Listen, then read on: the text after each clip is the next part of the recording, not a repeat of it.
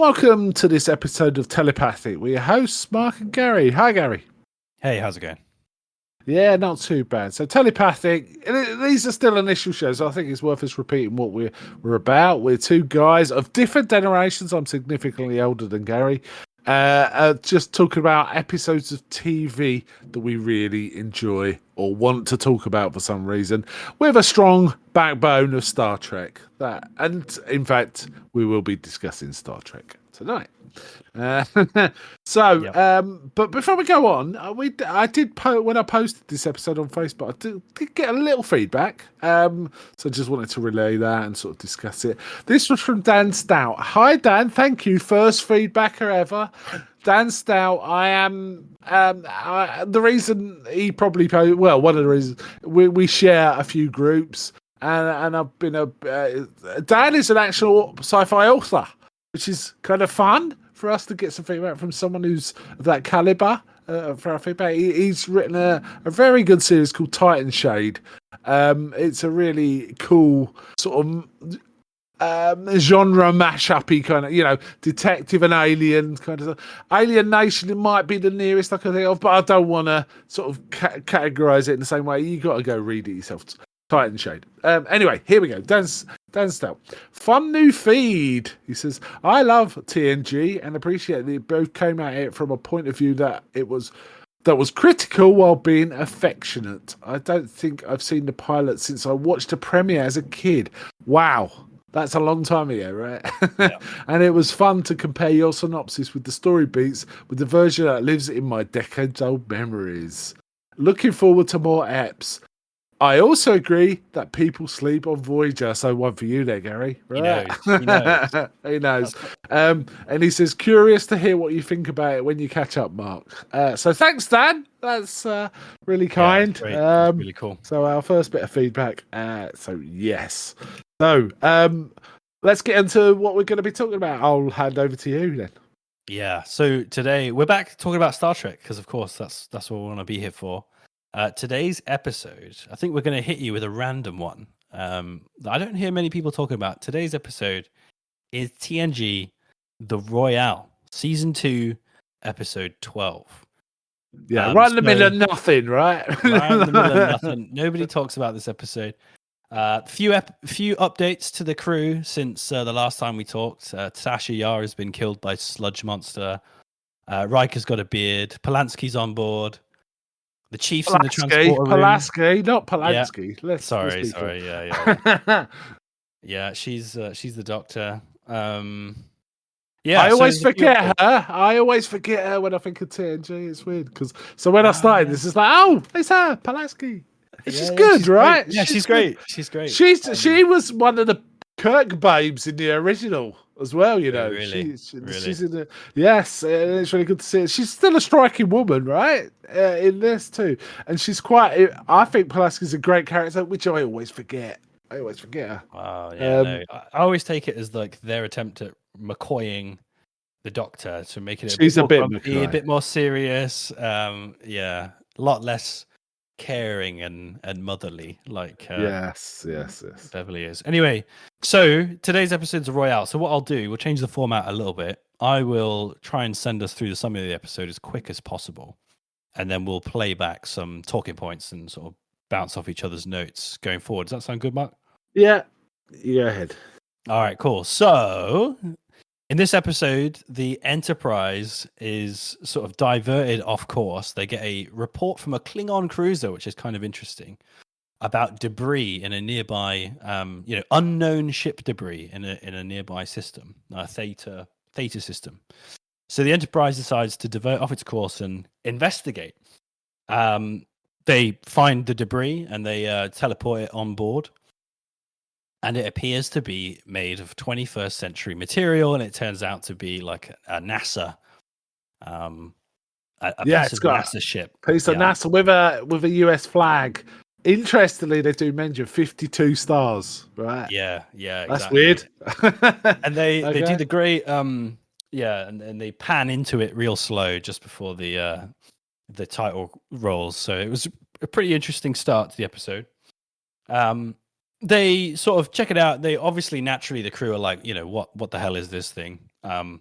They decide to scan the planet. It's like a really hostile planet, really dangerous, lots of terrible storms. But there's a little pocket on the planet which is safe, and there's a small structure on it as well.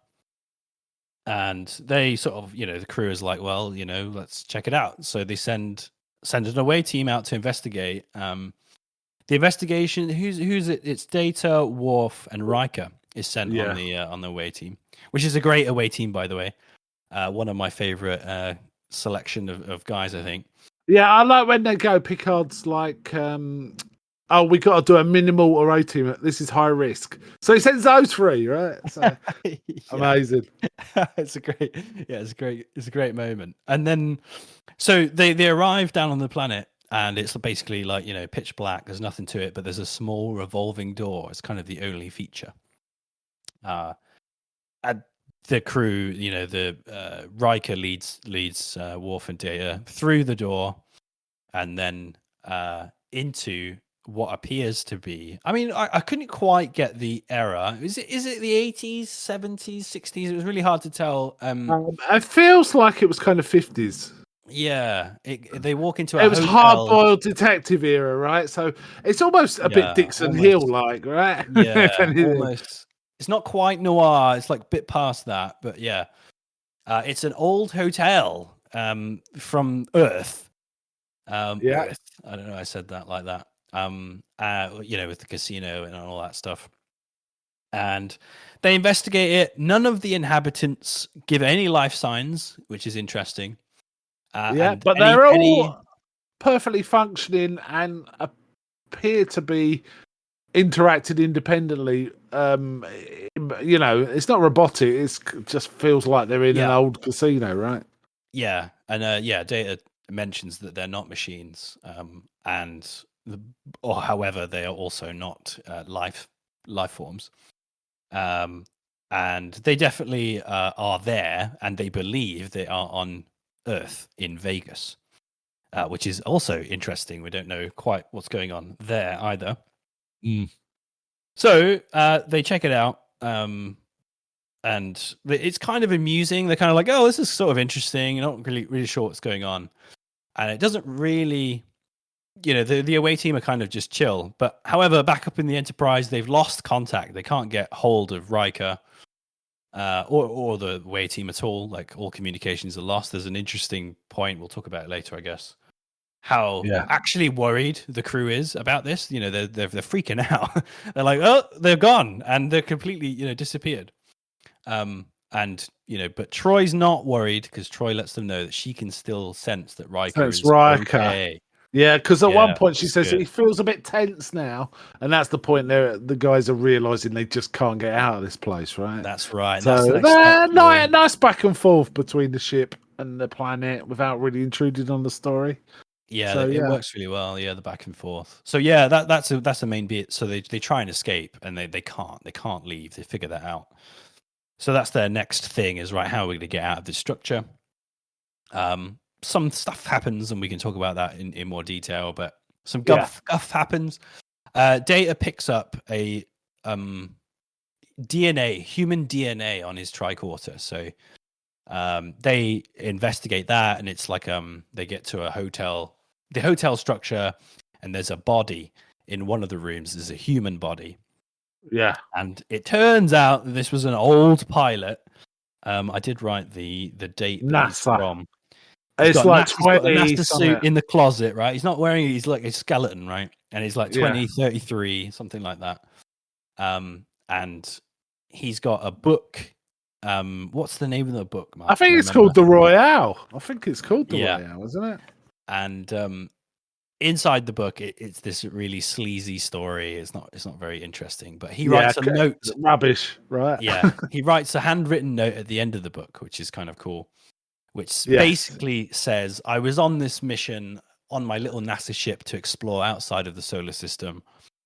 Alien life forms killed my entire crew except for by me. accident, like possibly. Yeah, okay, right. And then he says, I think they gave me this planet out of guilt, and they gave me this world to live in that they believed mimicked where I came from, and it was from the book that he From the had on board. terrible third-rate Yeah. novel, yeah.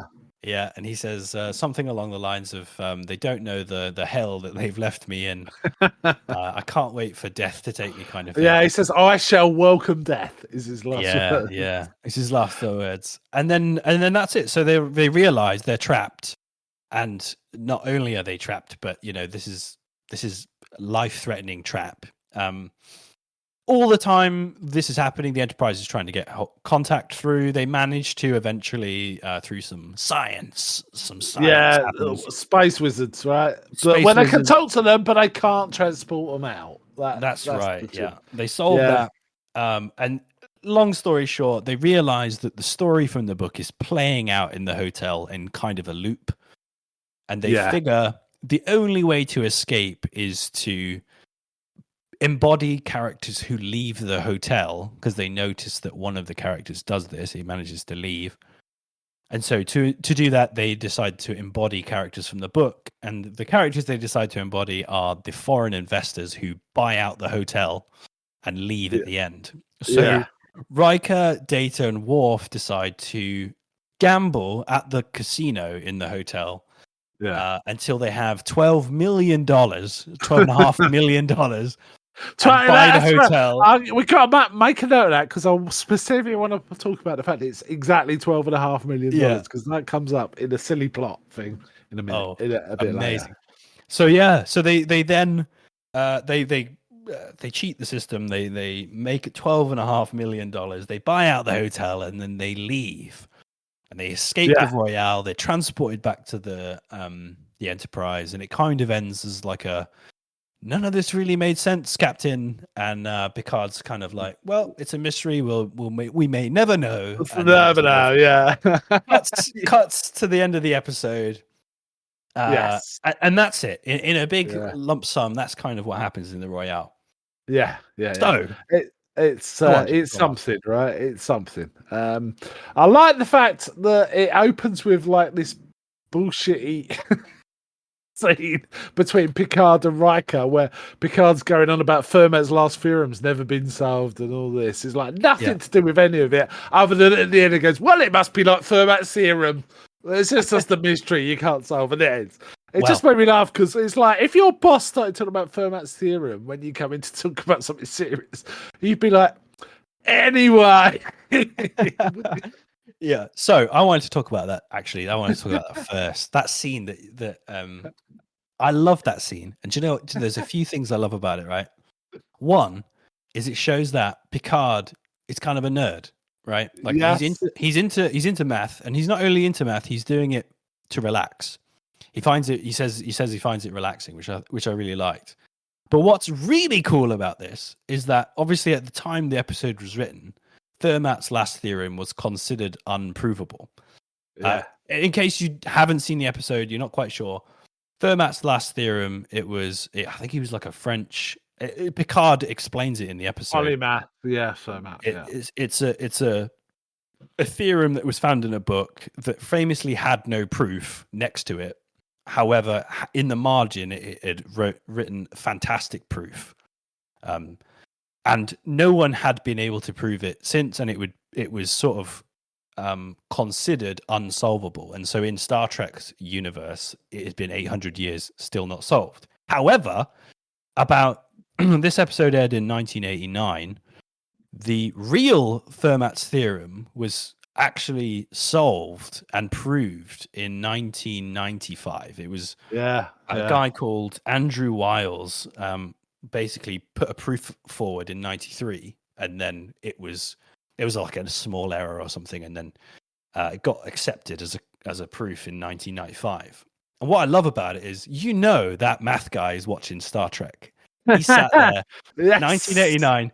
He saw this episode for sure. And he watches it once a week now, Yeah, and I just love the idea that I know he was obviously working on it before, but you just love the idea that maybe this TV show might have just pushed him forward a little bit on his thesis and managed to get it proven. I love that. So yeah, anyway, and also because Picard lives in the new TV show, I hate it. It lives rent free in my brain, there's this really annoying part in that program, which is I can't remember the character's name. I've tried to erase as much as I can.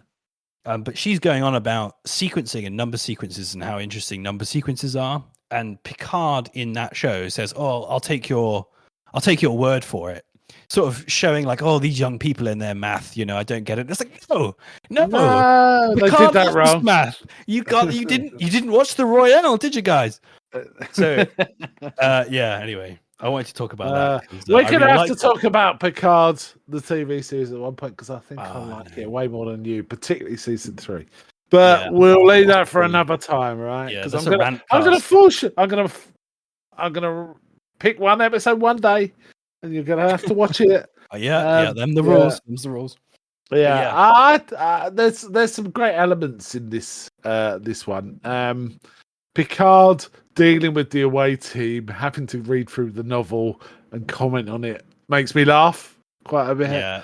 And that's really the only interactions there is, isn't it? Troy's there, in some of the scenes and stuff like that. But really, it's the guys down. And I also like the fact that it's using more grand sci-fi concepts, actually, in a fun way. It's basically taking quite serious hard sci-fi as well. Like this whole, we're on a little planet and we're being cocooned by these aliens that are sort of watching us. They use that in Star Trek over and over. Okay. But it did remind me of an old Russian sci-fi film, which is a great film called Solaris from the early 70s, where there's a planet that kind of reads emotions and then projects them back. Now, they don't do that here, but there's kind of an element of projecting back a culture that you think you understand it, or the aliens understand it, and they're projecting it back and getting it wrong. So I was thinking of stuff like that. There was also some elements that I like the bit where they land on the planet. It's just in a black space with a weird cloud stuff above the visuals on that. I really liked the visuals. I liked the isolation it showed, but also there was something kind of David Lynchy about the revolving door in an empty black void. Yeah. You're right. It could have been the way to the Red Room, right? Or something like that. It was could have been a White Lodge. Yeah. Also, it recalled to me in the season 3 of the original series, they had terrible budget cuts, but on the best episodes of season 3 of the original series, they actually used it to their advantage by creating kind of weird, surreal sets. There's a particular episode called Spectre and a Gun, where they're basically in the gunfight, the OK Corral, and an alien is creating it for them to play out. But none of the sets are complete. They're like patchwork ones. It's almost like the alien can't be bothered. And they do other episodes a bit like that, and this kind of reminded me of those. The minimalism is just doing enough to give them a gateway in. Now, when they get in there, it's rich and lush, but they're not presenting the outside of the building, and they could have gone with that with this episode, right? But they decided to go with this weird minimalist thing, so you're not in Kansas anymore, right? I loved it. Added to the mystery. The mystery really builds up to the point, and it continues with you, right? Even when they're in the hotel, you're like, what is going on? I thought that I wondered if the original cut of this episode was a holodeck episode, because if you think about it, feels a bit like those episodes. Yeah. Because if you think about everything around the episode, it essentially is a holodeck. They're not real people. They believe they are where they are, just like a hologram would. Do you know what I mean? It feels like they wrote it possibly as a holodeck episode. They were like, brother, we've got too many holodeck episodes. Let's come up with a reason why this isn't. Possibly. I don't know. I can't speak to that. It's another outlet. And they had a lot to go. Original start. I'm going to keep going about the original one. Had loads of episodes where they're being put into a strange environment. Now, some of them they're in a culture which parallels Earth's culture, so therefore they're on a planet. But there's other ones where aliens are putting them into weird situations. The Gamesters of Triskelion, things like that, right? Yeah. So this is this is kind of a bit of that as well, but also, like you say, it's almost a holodeck episode in many respects, right? Yeah, it's interesting. But yeah, what else? Yeah, so the visuals were incredible, and that was another thing. I wonder if that visual um of the revolving door in the black void with the three crewmen sort of stood in front of it. I Yeah. wondered if that's kind of like a storyboard or an image. Do you know what I mean? It's an idea that somebody had, like, hey man, take that and turn it into something. Because I thought that was a very striking visual, and was that almost an impetus to the episode, you know? And indeed, a revolving door's a brilliant idea here because it literally they go out, try and leave, and it just brings them back in. Yeah. It's perfect. It's perfect for this kind of thing. So genius sort of bit of writing there to just have a revolving door. And also while they're sort of going about their business, we get intrusions from the novel, right? It's this stupid Mickey D's on his way and all of that business, right? And when I first watching it, it was like, oh man, this is awful. And then obviously you find out it's supposed to be awful. It's supposed to be awful. The characters are shallow. They are awful because this book that is basing this whole universe on is awful. So I really liked it. I hated it at first, and then I'm okay with it. Picard's reaction, he goes, I've got a copy of a book. Let's have a look. He reads the first line. It was a dark and stormy night. And he's like, this outlook is bleak. Well. Yeah. And then when he's forced to listen to the characters interacting, we see Picard just listen. Oh God. I thought really hating it. They make a small goof in the episode there where it was a really cool moment actually when Riker finds the book in the pilot's room. He gives it to Data and kind of orders. He just says summarize, and Data goes, flicks through it and reads it all. But when Picard gets the book, he just starts reading it, and I'm like, surely you just ask. I mean, people are doing it today with ChatGPT. Summarize the book, please. You know what I mean? I think Picard's too old school. Picard's too old school for that. He loves a good book. Well, the thing is, Picard was the one who suggested things that Data didn't, right? Well, you need to do this because he knew the book, right? There's a touch of that, the whole hotel thing was kind of cool. And I mean, the goofy Texan guy and the girl gambling, and the whole episode starts going about gambling. And Data, I used to gamble a lot, cards, and some of the things he said was like, stop saying things like that. He's saying things like, no, it is the best odds is to do this. And it was like, no, I know, Blackjack, that is not true. And it kept happening, but it's like, you gotta let it go, Mark. You gotta let it go. They said, no, you stick on the 13. It's like, no, what? No. Well, did you ever make $12.5 million? That's true. Data did. That's true. That talking about that. I've misremembered this episode. Really? I thought Data had adjusted the dice so they were effectively loaded, right? But he crunches it to be more random, right? But then he just keeps rolling perfect dice. It's ridiculous. So I think my memory is a better version of the story than this. No, because I think you misremembered again, brother. So he does crunch them to be fair, so he can throw them to always land on what he wants. That's right. You are right. Yeah, he uses his android skills. But the weird thing is, he doesn't throw always throw say a 3 and a 4, does he? He throws a 6 and a 1 now and again. And, I don't get Baccarat, so I don't know. I was just like, things are making the money, But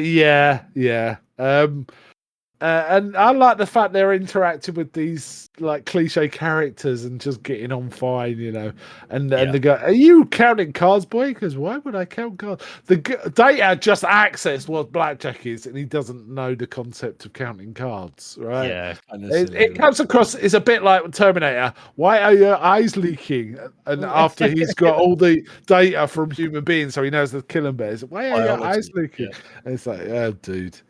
There was a lot of good interactions actually. I loved Riker asking I don't know what you call him, the guy behind the counter running the desk. Concierge. The concierge, I guess, yeah. He was played by by Sam Anderson, who kind of he's. As soon as I saw him, I was like, man, where have I seen that guy before? And he's just a character actor. He's been in a million things. He reminds me somewhat of Richard E. Grant. He's like an American. He looks right, certainly Right. at this Yeah, age. Yeah. yeah. But yeah, it's been in loads of Loads of stuff. stuff. I think Lost was the last thing. He was just like one of the others in Lost, and he's Oh, just like, okay. oh, he's just kind of everywhere. But anyway, the interaction with him, Riker's like, what do you call this planet? And the guy sort of looks at him like, Earth. Earth. What do you call it? And Worf pipes up with Theta 8. I was like, charming.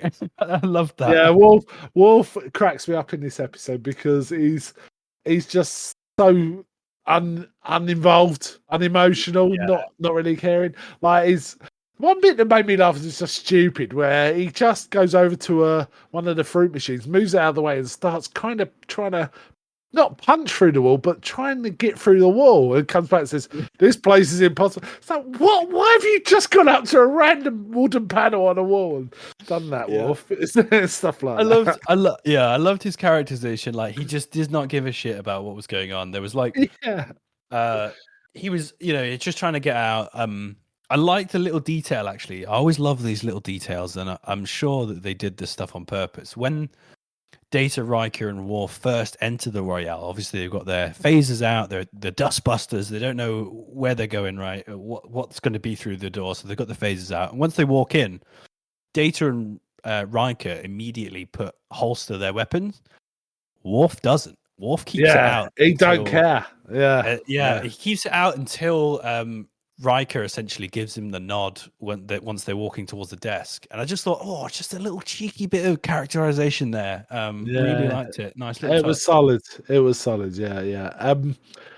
One thing also you mentioned about they go up to the room and find the dead guy who's written a note, but basically says, "God, this has been hell." Living in this. Dark, that made me think this is almost like a comedy, or an alternative version of kind of what happens in 2001, where the aliens put a guy in a rooms and like look after him and through his life, because the rooms that room did look like the end of 2001, right? And I was wondering if that was a deliberate choice as well. Maybe. So again, they're kind of maybe nodding to previous sci-fi somewhat, right? I thought it was kind of a dark twist. There's such a brutal way to go. Like he's trapped, no other real life forms. Like the characters interact with you, but only as far as like the story goes. And they're not real. Do you know what I mean? It was such a dark, and he's just like, I welcome the end. It's just like, fuck. Exactly. 38 years he had to stay there. 38 for such years. Star Trek. It's quite lighthearted. We've had quite a lot of jokes. There's a lot of like play on words. There's some one-liners. It's kind of it's a bit scary because we can't leave and we're trying to figure it out. But overall, the theming is quite light. And then it hits you with that as kind of like, that's actually quite a dark concept, right? Like, so it's an interesting twist, juxtaposition kind of thing. What really elevates this episode is the last act, right? As soon as Picard says, right, basically, he's saying, we can't get you out, we got to do this, or we can do this, but it might kill you. And things like that. And Pulaski's there saying, the chance. And basically, Riker's like, so what you're saying is we've got to figure out our own way out of this, right? And then Picard comes up with a suggestion, talks about these foreign investors, and never have you seen Riker in his element more than in this bit. And the weird thing is, his Data takes on a massive amount of human qualities right at the end, which is quite uncharacteristic for him, and it makes it hilarious, right? It does. It could be annoying, but it isn't. Yeah, I like the idea that Data is using it as an opportunity to kind of flex. Right, he's seeing a lot of people gambling. That's what he's been doing. He's been observing these. He's hearing the lingo, hearing the gambling lingo, all of that. And he's trying to figure out, he's trying to understand this part of human culture, and then he gets a chance basically to embody it and live it, which is exactly what he wants to do, right? So you can. I love the fact that he gets really into it, and it's also very funny. And Brent Spiner nails it. But The funny thing is, he's like explaining. He said, "Oh yeah, the chances of it's being all like data of a 6 are quite significant." And then suddenly he goes, "Baby needs a new pair of shoes." yeah, it blows on it. Flips on a dime. Clicks his note. Oh man, so good. Really well done. Yeah, really enjoyed that. I love the fact while he's like gambling it up and old Riker's into it, Worf is so unimpressed. He just stood in the corner, yeah, just like he's not rolling his eyes. He's not even caring enough to roll his eyes. He just does not care, and that is. Yeah. I mean, a few memes have been born of this one, right? Because of that. Yeah. and so let's like just talk about Data for a second in this episode. He gets some great lines. Like he talks to that Texas character.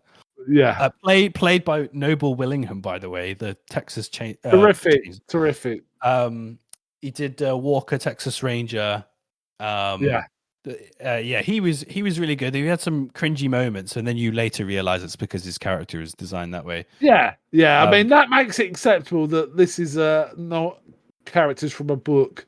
And I like the fact that they did react, but without saying anything, because they knew it was unpleasant, but they also knew these were characters, and they were in a different time as well. So they got to, none of that was explicit at all. It was just acted through, body. Yeah. And it worked. It did, yeah. And Data's first interaction with his Texas, he walks onto the set and Data is talking about how they're not life forms and how they're not giving off sort of any sort of thing. And the first interaction, he says, "Take this creature, for example," like, as this Texas guy walks up to him. Oh, man. And the Texan says, look at yourself, boy. Yeah. It's like something my ex-wife would say or something like, I need to get down to business or something. Oh, really? Yeah, this guy felt like an analog of, J.W. Pepper in the James Bond films. Yeah, some sort of doomsday machine. Boy. Yeah, there's a touch of that, but from Texas rather than wherever, Louisiana or whatever it is. Yeah, true. So there's some... I mean, basically, they just gamble the shit out of it and start earning a load of money, right? And just keep doubling and doubling by Data's magic skills. And I think, don't they say there's like 37 rolls in a row or something like that? Something ludicrous. And then the Texan jumps out at the end and he says, "Nah, I'm betting against you, boy." And Data's like, I would advise against that, sir. Yeah. And then he gripes when Data wins yet another. He goes, "You knew you were gonna." He goes, "Well, yeah, I did warn you." Yeah. But they carry on. They give the I can't forgotten the lady's name. They give her some money. They start spreading. Basically, they've earned 2.3 million, so they only need 200,000 more to buy the hotel. And Riker's like, "Put it all on." And he goes, "Yes, I was going to bet 700,000. Why did he goes, "We need some spreading around money." Does Riker say? Yeah. Although he doesn't say that just on a whim, though. Picard mentions that. Yes, he does. Yes, foreign investors are flamboyant and excessive, like with their wealth or whatever. So that's how he's trying to embody. That's true. But would you bet? No, 12.3 million. Oh no, all right, a fairly certain thing, but it's not 100%. When you only need 200,000, or maybe 400,000 for 200,000 spreading around money. Neither of us are as cool as Riker. Let's be honest. He just sends. He does say and he goes, "When the train comes in, everybody rides." Oh yeah, I wanted to say that as well. The amount of one-liners in this episode, like. Again, I don't think anybody really talks about the Royale that much anymore. The amount of like the Fermat's theorem stuff, the amount of like gems in this episode. Yeah, that one-liner from Riker, Worf's bit when they walk in, they find the pilot dead, and Riker says, "Oh, it looks like the poor bastard died in his sleep." And then Worf's like, "What a terrible way to die." Yeah. Just out of nowhere, he's just investigating the room. He just says it off the cuff. Yeah. Excellent. Really good stuff. And I also love when they make all Love their it. money and just buy the hotel and say keep the concierge on and all this, that, and the other. And as they walk out, there's all that cool jazzy music playing. They had some nice musical beats in this, particularly at the end. Yes, we're buying this place. Yeah. It's so We're good. buying this place. Yeah, And when giving the all the train money comes in. around. All cocktail. Right, everyone gets money, right? Everyone gets money. Yeah. I really liked Troy in this episode. I liked they used the connection with Riker, the like telekinetic connection with Riker to feel his feelings. He's actually, she says he's amused, right? Because Picard's like, why doesn't he come back to the ship? It's protocol. We've lost contact. He should come back. And Troy's like, don't worry, he's actually having a good time. I like they used her abilities there, and then she notices the shift in his demeanor when they can't leave. She's saying, "Oh, he's panicked. He feels trapped," and Picard sort of ramps up the efforts to get comms back, which I thought was really cool. Yeah. And then Troy and Picard kind of bantering over how bad the book is, and she kind of leaves him to it. She's like, "Well, it's not the book. awful." They're listening to people talking because." That's right. Did people really talk like this back on Earth? And he's going, "No, this is just terrible dialogue from a terrible novel." Yeah, and then Troy's like, "Going, I think I'll take my leave, Captain." And he focuses on Picard, who looks just depressed, having to listen to this crap. Yeah, actually, the one episode with the Doctor, she only gets the one scene. She gets like 5 seconds or 10 seconds of screen time in this episode. Very short. Where they're talking about how they're giving Riker options on how to escape. They're saying, look, we could expose you to the terrible elements. You've got like 10 seconds to get out. And Riker's like, no, I don't want any of that. One of the things Picard mentions is that he's like, we can sit here for months. No sweat. And it's not the only time in TNG that this is brought up, that the Enterprise can just chill for as long as needed to make things happen. And it's up to the captain, right? It's up to the captain entirely. And I think there's some interesting things about like the Enterprise's mission, because I feel like it changes as the series goes on. Like it becomes less about exploration later on, and it becomes more about, there's a lot more like diplomacy missions that are happening, and time sensitive stuff that happen. But in these first few, these Roddenberry seasons, I call them, it is a lot more like, we do what we want. So I thought it was interesting. It was a mention of that, of like, no, we're willing to wait for months until we get you out of there, or find a way out. And I like that. I thought that was really cool. It's not like a race against time. It's like, no, we'll solve it. Just give us time. I like it. Yeah. Oh, and I think part of that is what feeds into that is Picard just sitting and reading a rubbish book because it might help. Yeah. He's not doing it for fun, that's for sure. But there was some nice touches. There was also kind of nice touch with Geordie right at the beginning where he's sort of saying this planet is, methane and this and that, and he goes, "Ooh, nasty." Yeah. He's just reading the console. Yeah, he's just looking at data, and he's like, "Oh, gross." So some interesting stuff going on in this. Yeah. They hit out with the classic Star Trek trope of future Star Trek people go back in the past to use modern day equipment, and they don't know how it works. So the lift. Worf doesn't know. He's like, it appears to be malfunctioning, and they just press the button. It just reminded me of Scotty, talking into the mouse, like, "Hello, computer." Hello, computer. It's just like they hit out with that trope as often as they can. Anytime they go back in time, that they're going to be trying to operate something. Oh, there's lots of comedy beats in Star Trek. It's like when Spock's ear gets revealed. Oh, his head got caught in an automatic rice picker. Things like that. There's plenty of those. But solid episode. This. Yeah, really cool episode. I don't think anybody talks about it, and I don't think it gets thought about very much. But when we first were talking about the podcast, and we were like, let's just pick random episodes that we enjoy, we both thought of the Royale We did. talk Pretty much about, first thing we talked about, right? which is crazy. Other than the pilots and stuff like that, because Yeah. it's just such a fun episode, and it's slightly atypical. Slightly, there's more going on. Um, uh, in style, and it is a one-off, but there's just so many. It's fun.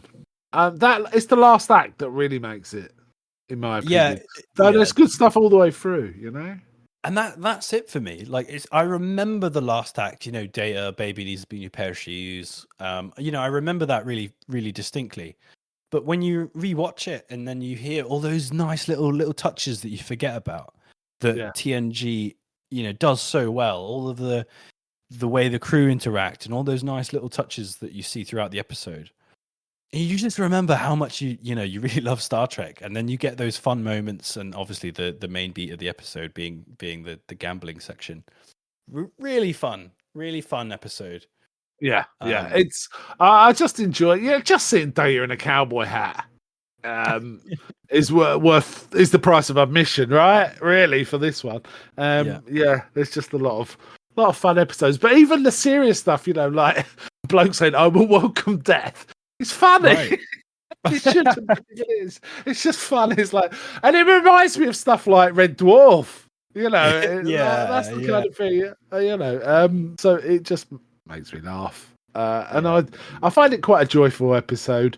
It's by no means a classic. It's not one of the great episodes, but man, it's a fun episode. It's a fun one. Yeah. Yeah, and there's lots that you've dug out loads, what it means to you. You've dug out loads of things that never occurred to me, but you're quite right. There's some perfect little bits of writing and business.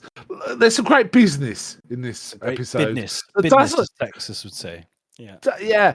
Doesn't need to be there, but it just adds to the sort of fun of what's going on.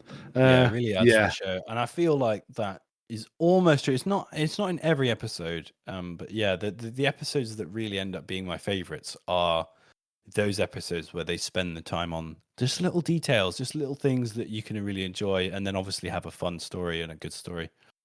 Yeah, I've heard on other podcasts, watching Star Trek, it's all very well watching the grand episodes, but they mean nothing if you haven't watched an episode with Riker playing the trombone. Right? yeah. Which sums it up for you, That's really. Pretty great. That's a pretty great quote. Yeah, I like that. Yeah, and so last question then. When you watch TNG episodes, I always try and categorize the episode, right? So we talked about holodeck episodes. There's like disaster episodes, i.e., the ship breaks or something's happening. There's like first encounter episodes. There's first contact episodes. There's the Prime Directive, spying, protect the Prime Directive episodes, right? Yeah. What do you think this episode falls in? Because, like I said before, this is almost a holodeck episode. It's one of those first encounter. Like, it's weird. Yeah. It's a weird one. No, I think it's a holodeck episode straight up. Yeah. And I'd say more specifically, it's a fun holodeck episode. So, some holodeck episodes are threat, i.e., we're here, and if we die here, we die here. Yeah, but there's others. Yeah. I'd say this one and those ones with Barclay, when we go to Barclay's version holiday are kind of fun, and some which are kind of cringy but still fun. There are things like Geordie being a bit of a stalker and recreating people on the holiday. I like that episode. It's they're kind of fun. They're kind of fun. So this is. I mean. Yeah, there's so many different types. I mean, some episodes of Star Trek are basically Star Trek doing their version of an existing story, isn't it? And things like that. And there was a touch of that in this, but like I say, it was more like they were taking elements from other hard sci-fi sources. Maybe it wasn't that. Maybe that wasn't explicit, but I saw it. I felt it. But it might not have been a conscious choice. But yeah, no, for me, this is a fun holiday episode. Yeah, and that's where I land with it. This is a fun episode, and just quickly hate on the new Picard series just a little bit again. This is when Star Trek was actually fun and enjoyable to watch. Not grim and misery and sad and depression. Yeah, no, I'm going to push back on this. Picard season 3 is not that. I don't believe it's that. No, And yeah, okay. The nostalgia fest. Yeah. it's a nostalgia fest. But Yeah. what makes that good is how good some of the cast are at just re-immersing themselves. Some of them not so good, but for me, Picard season 3, it's about Frakes. Frakes as Riker is so spot on from like Yeah. the whole lot. Is one of the things that makes Picard season 3 work for me quite well.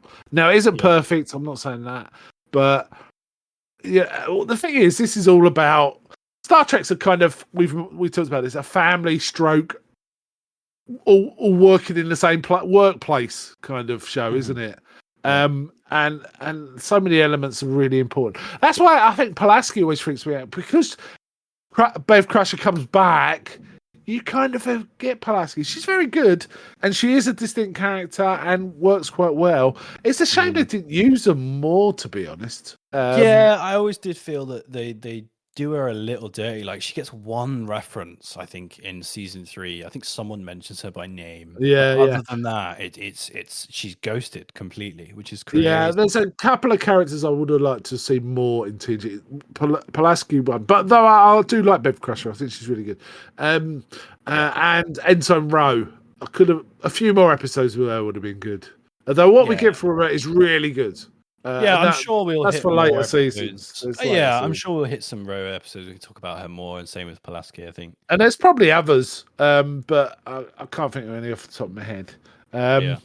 Yeah, what was it? Quick mentions then before we close off the episode. It was Chief is in the transporter room. Obviously, this is season 2, so the beginning of season 2, Chief, Chief O'Brien, this is actually working the transporter room, so that was cool. He was like, "Oh, it's Chief in the room." Really good. That's when we used to see him in it when it's Yeah. TNG. Yeah, that's for sure.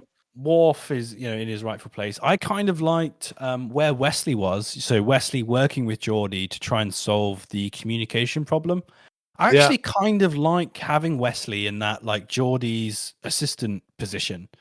Yeah, Wesley's all right. Yeah, he's really smart and he's really clever. But like, whilst he's Geordie's assistant, he's not single-handedly boy wondering everything. He's not.